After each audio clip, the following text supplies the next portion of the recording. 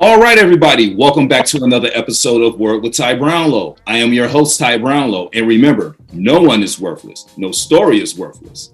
Today, ladies and gentlemen, I have a very special guest for you. All the way from Nigeria, could you please put your hands together? I'm going to get this name correct. Nkechi, a lady. Hopefully, I got some of that. Thank you so much. Now, with Nigeria and Ethiopia being, the most populated countries in Africa, what type of American small businesses do you think would thrive in those countries if these businesses were to expand internationally? Okay, so I would speak for Nigeria, right? Mm-hmm. And definitely we should be able to reciprocate that in Ethiopia. So in Nigeria, the kind of small businesses that would thrive, I would say food businesses. So you have a lot of American brands already in Nigeria. Mm-hmm. So you have the likes of Domino's here, you have the likes of Cold Stone, you have KFC, you have all those brands here, right? Mm-hmm. So they're able to thrive because that's one of the things that Nigerians love to eat. Another thing that would thrive here is the clothing business, fashion business. Mm-hmm. So Nigerians are very fashionable people. They always want to look good. So, clothing. And then I would say beauty, so makeup. So probably all American brands are here in Nigeria. So whatever kind of makeup you're looking for, you can find here. So those are some kind of businesses that, Americans can sort of bring into Nigeria that you're sure that they will thrive. Also the hair industry. Wigs play a major role here in Nigeria.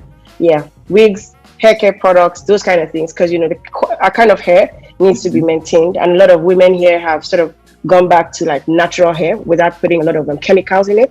Yes. So with that kind of texture, you need people who understand the hair, people who are able to build products for them. So yeah, a lot of those kind of things thrive here. So yes, there's a very big market for American businesses here. Oh, okay, all right. So basically anything, definitely within the food industry, but you also see fashion and beauty as well. Those are also some industries. Exactly. Okay. Exactly. All right. Okay. Exactly. Now, I've heard you, speak on businesses having longevity. Okay. And I've also heard you talk about data and, when it comes to those sort of things. So when it comes to businesses having longevity, why is data, very important, especially in this day and age? Yeah. So, there's been a study that shows that data is actually now the new oil. Before we all thought oil was the major export, around the world, but it's data now. If you don't have data, you cannot make decisions. So data for, a business owner is as small as just as little as understanding the number of people that call you, where they are calling you from, how they found out about you. Now it helps you to make decisions. So for example, you're trying to run an ad for your business. You need to be able to streamline their interest. Now, how do you know these things if you haven't been capturing data? So I find that a lot of times, business owners will say, oh, we're just a small business. We don't need data. Well, just even being on Instagram or, YouTube, wherever you are, that's already data. And they're trying so hard to give you data. Because when you run a business account on any of these platforms, they're giving you information because they understand that you need this information to make calculated decisions. For example, your audience is between 18 and 25. And then when you're trying to market, you're marketing to 60-year-olds. You're wasting your money, because those people are not going to convert. So data is so important that, no business owner should play around with it, because without having accurate data, without paying attention to what the market needs per time. Another thing I would say is that data can change. It evolves.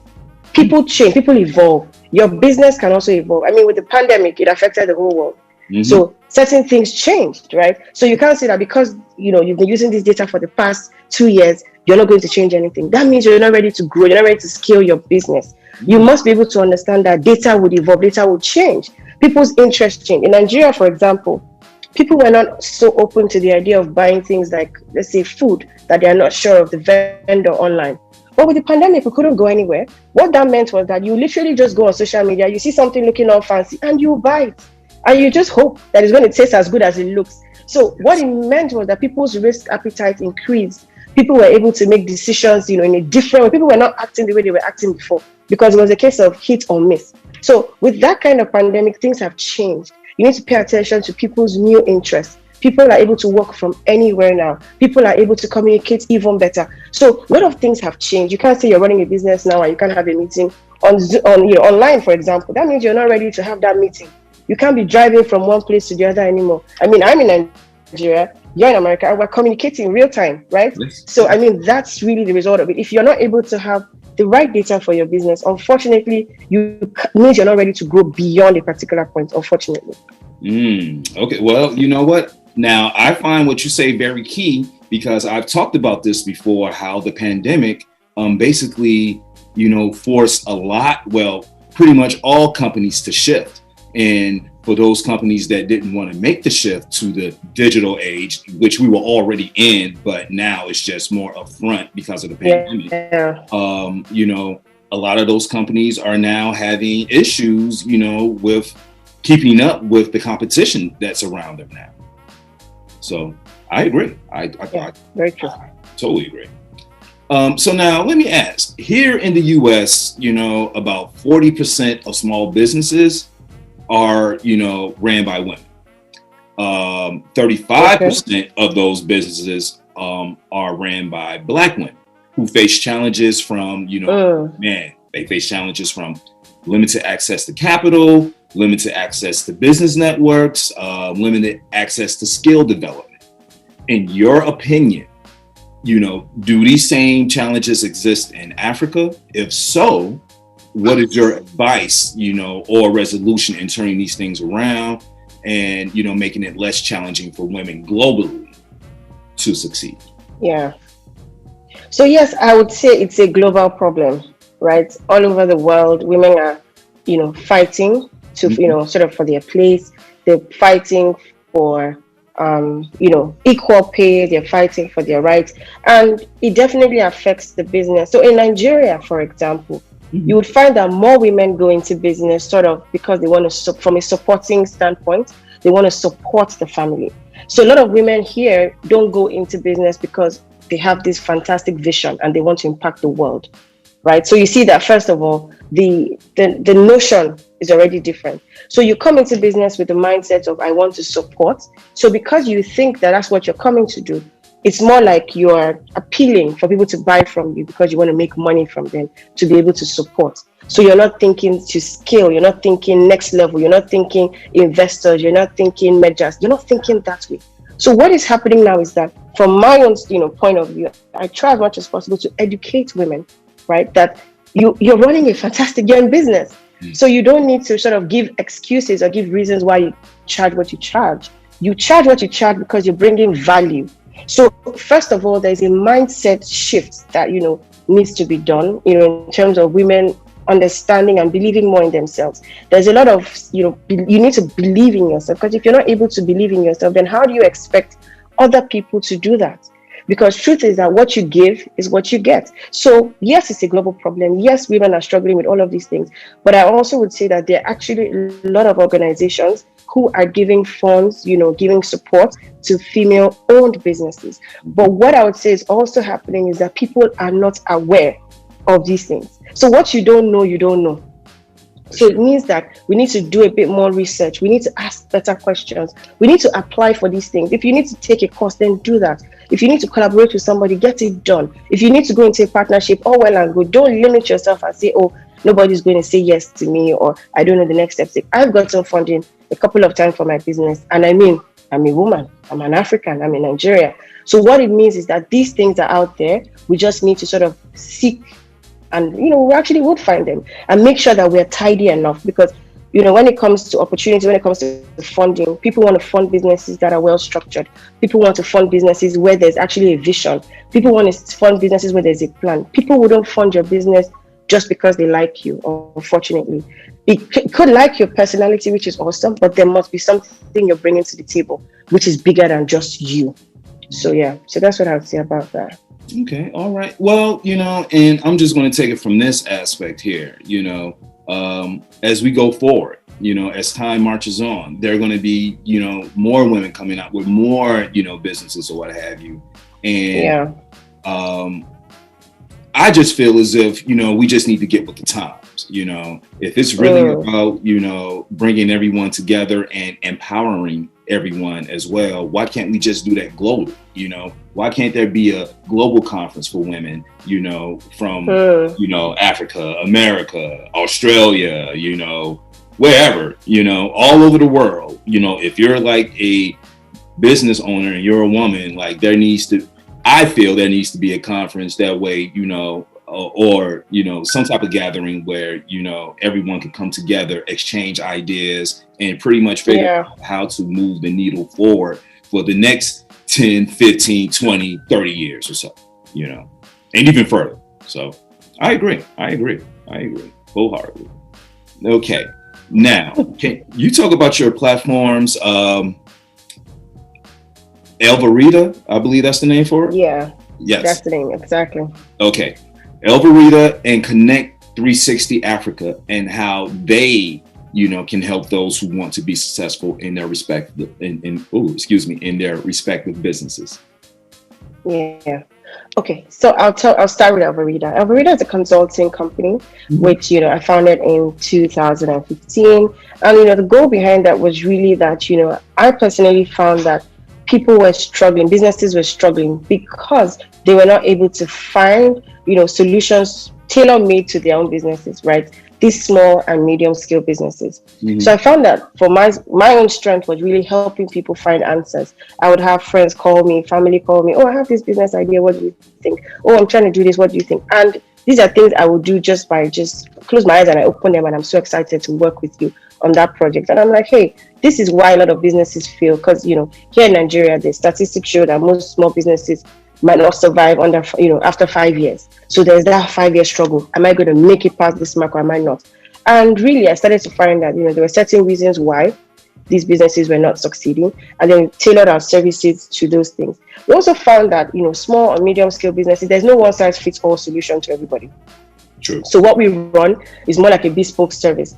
So for example, you want to write a business, you need a business plan or a market research done for your business. If you all run a fashion business, even if you're 10 and you're all in fashion, everybody's business is different.